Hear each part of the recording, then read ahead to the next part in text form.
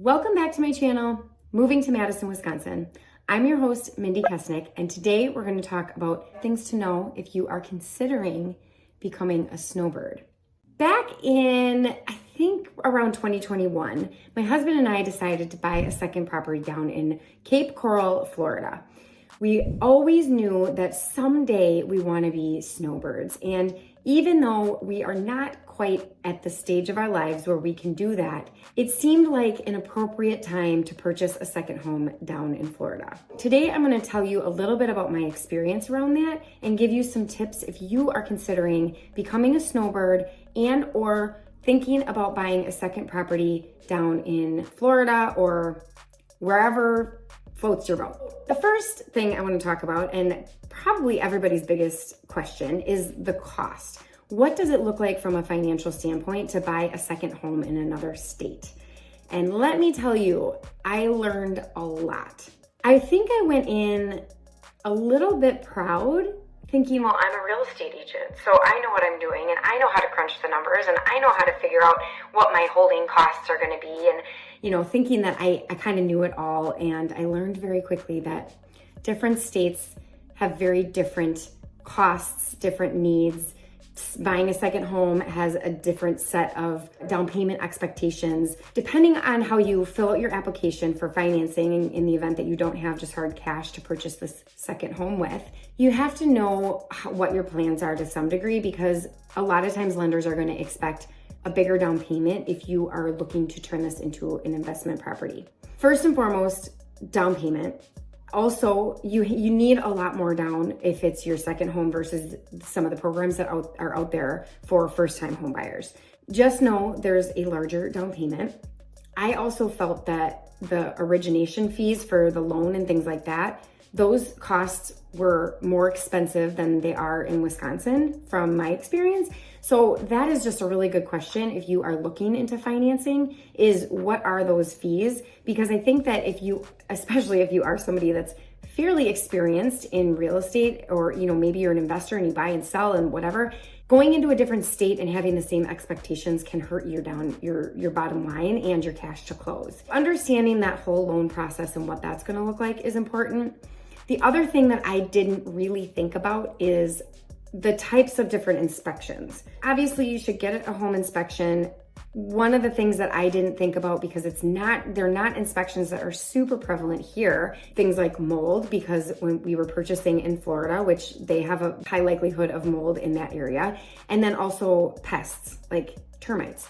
Unless you're taking out a VA loan to purchase a home in Madison, Wisconsin, or really anywhere in Wisconsin for the most part, you don't need to have a termite or a pest inspection unless there's obviously evidence that you should do so. Those were just a couple extra costs that I didn't think about because we don't check for those things here. Another thing that I didn't realize is that with the inspection, there are some expectations from an insurance standpoint that we're not used to in Madison, Wisconsin, again, because we don't have the winds like they do in hurricane season up here. Something I learned the hard way is that if you don't have a relatively new roof, or at least one that still has a good chunk of time left on it, you cannot get insurance unless that roof is replaced. So in order for us to go ahead and move forward with our loan, we had to negotiate something with a roof, which is not something I necessarily always do, but it was a non-negotiable in order for us to be able to purchase. Then once we got through the negotiations of the new roof that was expected, there was a huge insurance discount. I think it was like $1,500 every year if you got something installed called the third nail. What? Which I had never heard of.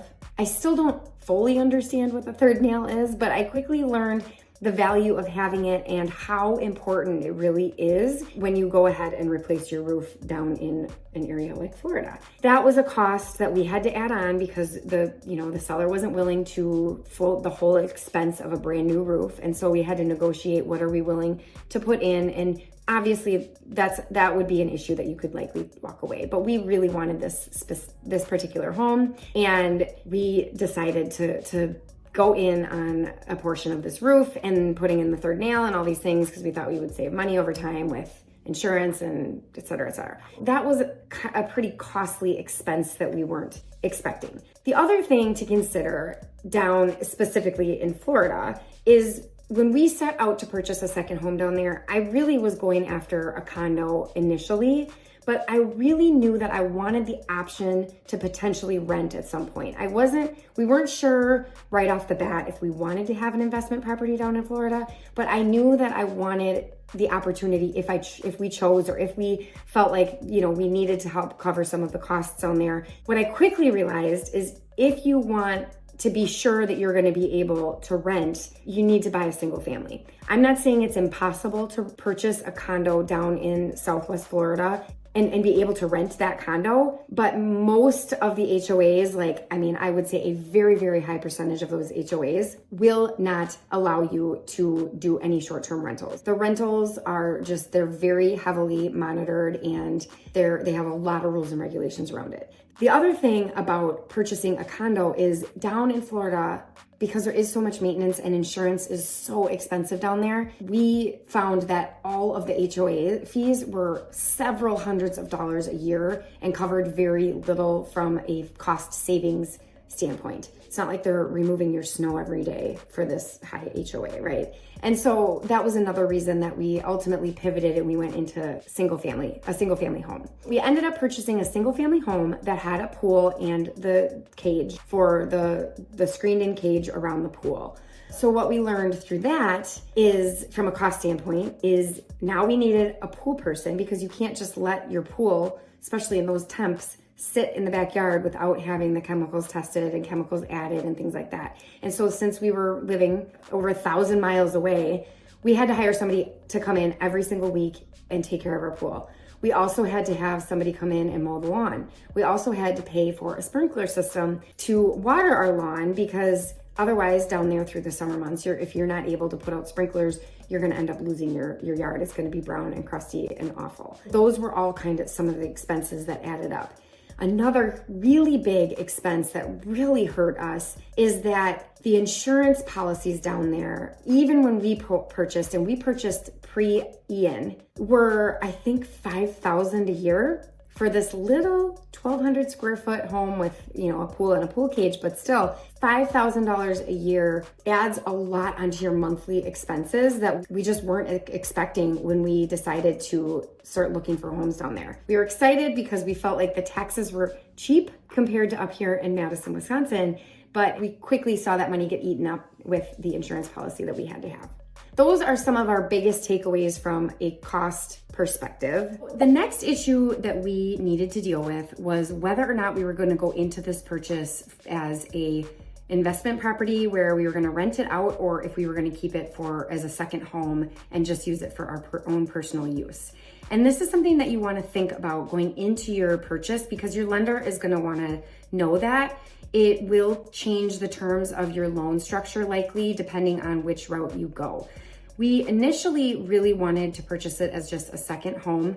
And so that's what we did. We set up the loan as a second home. And then at some point into our loan, we did decide to start renting it out. And that came with an additional mountain of issues and concerns and hurdles to kind of get over. It's obviously very difficult to manage a property that is several hundreds, if not over 1,000 miles away from your home. I mean, we live in Wisconsin, we are renting in Southwest Florida, and it's really hard to not be feet on the ground and or have any feet on the ground, so to speak. When we decided to ultimately go into renting our home out, we had to kind of put together this management. Like I said, we had already had a lawn guy set up, we had a pool person set up, but we needed to have somebody that could check on the property on a regular basis. And actually, you really should have somebody checking on the property on a regular basis, whether you're renting it out or not, because moisture is such a problem down in Florida that if you don't realize that like a fan died in a room or your AC went out or something, you can come back to like mold everywhere. So you want to have somebody making sure that the house is staying cool enough that mold is not going to take over your whole entire home. However, when you're renting, you also obviously need somebody to take care of the cleaning every time. And then if there's something that breaks, well, you have somebody renting your property. You need these people, you need these service providers to be able to jump in and help you, because it's not like my husband or I could just pop over and fix the door when it got jammed or do any of these things that come up inevitably when you are letting somebody else stay in your home. And this is a couple areas where we really kind of got burnt out very quickly on renting and having an Airbnb VRBO down in Southwest Florida, really far away. I am not set up to be a property manager. It's just not really what I want to be doing with my time. And what I was doing is I was scheduling with the cleaner, and then the cleaner would have to cancel because she was sick or have a kid that was sick or, you know, whatever. And I didn't know anybody down there to say, okay, well, I need a backup, or, you know, up here in Wisconsin, I'm very, very well connected. So I think if this is something that you want to do, my advice to you would be like to make sure that maybe the real estate agent that you connect with, which I have lots of partners across the country. If you're looking for this type of purchase, I can help connect you with somebody who will take really good care of you and help you get these service providers lined up. But find somebody who has a very deep list of connections and service providers so that you have somebody that you can call and say, help. We also had an issue with our air conditioner. Our AC unit, when we purchased the property, was only about a year old, and I knew there was still a warranty on it. I couldn't find in the emergency situation where the AC went out while I had a month-long renter in the property. I couldn't find the warranty information, so I just called somebody out of like the Google and said, hey, can you go and fix my AC? Well, it ended up being a company that unfortunately, and they are out there, I'm telling you, they knew we were from out of state, and they absolutely 100% tried to take advantage of us. They tried convincing us that we needed a whole new AC unit, that the AC unit that was in there was oversized for the property. I ended up fighting them and finding the company that installed it. Everything that we were having issues with ended up being under warranty, and we got all of the repairs taken care of for free. But the stress of the financial burden of the $6,000 brand new AC unit, and just trying to like talk to somebody, it's just so much easier to do things in person when you can. And when you live that far away, you just can't do those things. We had so many troubles with our cleaner down there. She was not thorough, unfortunately. She didn't do a good job. She was referred to us by our lender. So again, I didn't know of anybody else. And then you start to develop, you have these, different experiences with different providers down there, and it starts to affect your level of trust with people that you're hiring in another state. Those things were really stressful. Again, like I didn't want to pay for a management company. However, we ended up paying for that anyways with the time and the stress that it caused us to deal with all of these issues that kept happening. Again, like the screens blow out, and wanting to have somebody around that can just run over and say, yay, you're good, or no, you had some screens blown out and you better call somebody to fix those. Not having those resources was really stressful. If you know you're going to purchase in order to rent, so you're planning on putting it on Airbnb, you're planning to put it on VRBO, make sure you have a really good team of people, even if it's going to cost you a little bit of money, because it will save you the time and the stress, and ultimately could save you money because they're going to be connected and they're going to have people that can help you and ultimately likely save you some money. Otherwise, if you can afford to, just owning the second property is ideal to not have to deal with people coming in and potentially breaking stuff, or just not taking care of your second home the way that you would. That was sort of hard for us when we would go down to use it for our own personal use and feel like somebody was in our house kind of beating it up.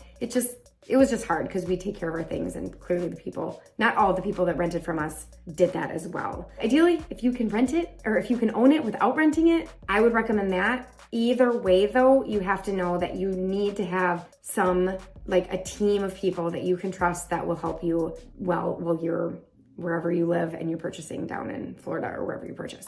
The next one I really kind of already addressed, but it's climate issues. Again, like something that I just didn't consider is the temperatures down in Florida and how that affects a house, and how you need to make sure that you're keeping up with things like the mildew and the mold and just moisture. We just did not realize that was an issue. And so it's something that every time we went to the home, we felt like there was a new area that had some some mildew, or we didn't end up having huge mold issues, but just things that needed to be addressed. And again, it's just something that if you are leaving a house for an extended period of time and nobody's using it, nobody's opening the doors and windows and stuff, making sure that you understand the climate you're in and just understand what you need to do. I mean, I would equate it almost to moving, you know, anybody that is moving into Wisconsin, like what do they need to know in order to winterize their house? Because if you are coming, I don't know why you would come from Florida, but it happens.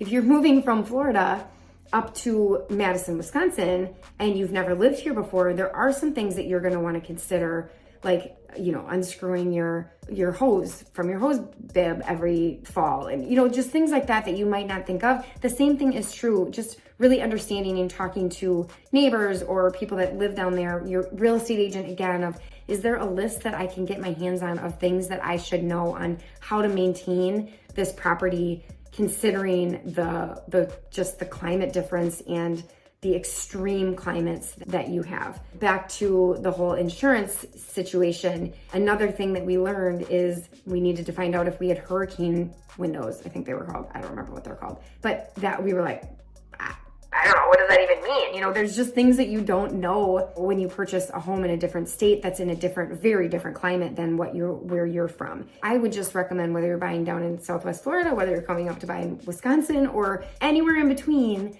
that you just kind of get to know the climate and how to maintain a property in that climate and with the challenges that climate presents. I also already totally talked through the management. That was one of my tips, or one of my points, was that the management piece of it, because it was such a big, overwhelming, negative experience for us, between the crummy cleaner and, you know, not having somebody to check on the screens, and just this gamut of issues that we had. Is the management piece, whether you're renting your property or not. And that's one of the nice things about a condo is, yeah, you're paying a lot of condo fees, but you're to some degree paying for some of that management within your fees. Like, somebody else is going to be taking care of the exterior, for example. So at least some of those things you don't need to worry about while you're not, you know, you're living states away. Management was another one of my points, but I basically already told you everything I had to tell you about that. The last thing I would say that you want to know if you're considering becoming a snowbird is how to choose your location. One of the reasons that we chose Southwest Florida, we were in Cape Coral, Florida, like I said, and Cape Coral is only about 30 minutes from the Fort Myers airport. And that was a really big thing for us on how we chose our location of where we're going to purchase. Well, first and foremost, I love Florida. I feel like I was created to live in like warm, hot, sunny Florida. But anyways, so obviously there's other reasons, but one of the things that really helped us pinpoint the location was the fact that we could get direct flights from Madison to Fort Myers in the winter months, specifically when we really wanted to go. Or worst case scenario, there are direct flights most of the year from Milwaukee, which is only about an hour and 15 from Madison. When we were considering location, it was obviously where do I want to spend my winters? Where do I want a vacation to when, and maybe for you, maybe you're in Florida and you're like, I want to hotbird. I don't know what it would be called if you're living in Florida and you want a second home in Wisconsin to cool off. But wherever you're thinking, like, consider where an airport is that's nearest to the location you're trying to go. The ease of commute was a really big one for us. And then also, if you do want to rent, something to consider with the location is maybe finding one of those hot spots, those destination locations for all your vacationing that has an area that is easily rentable. Those are just a couple of things if you're thinking about buying another property in another state that you do plan to Airbnb or VRBO. And lastly, I will say, if you are looking for a second property anywhere across the country, feel free to reach out to me, because I have business partners. I work in a global company, so I have business partners all throughout the United States, and I can help get you connected to somebody who can really specialize in like relocation or vacation rental home type scenarios. So feel free to reach out if you're looking for that. If you're looking to hotbird, I think I just hope maybe coined a term. reach out. I can help you find a property in beautiful Wisconsin because our summers are amazing, but I'm gonna be snowbirding back down to Florida at some point in my life. We did ultimately sell our property down in Florida because the management piece just became way more stressful for me than I wanted. The quality of life that I felt like I was having with dealing with this property on a very daily basis, we didn't have the margins in order to pay for a management company at the time.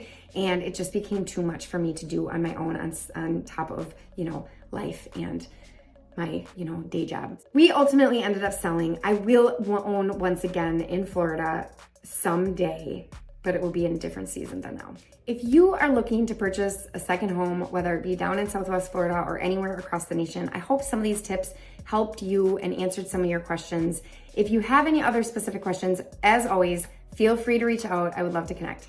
Thanks for listening. Don't forget to subscribe, and we'll see you next time.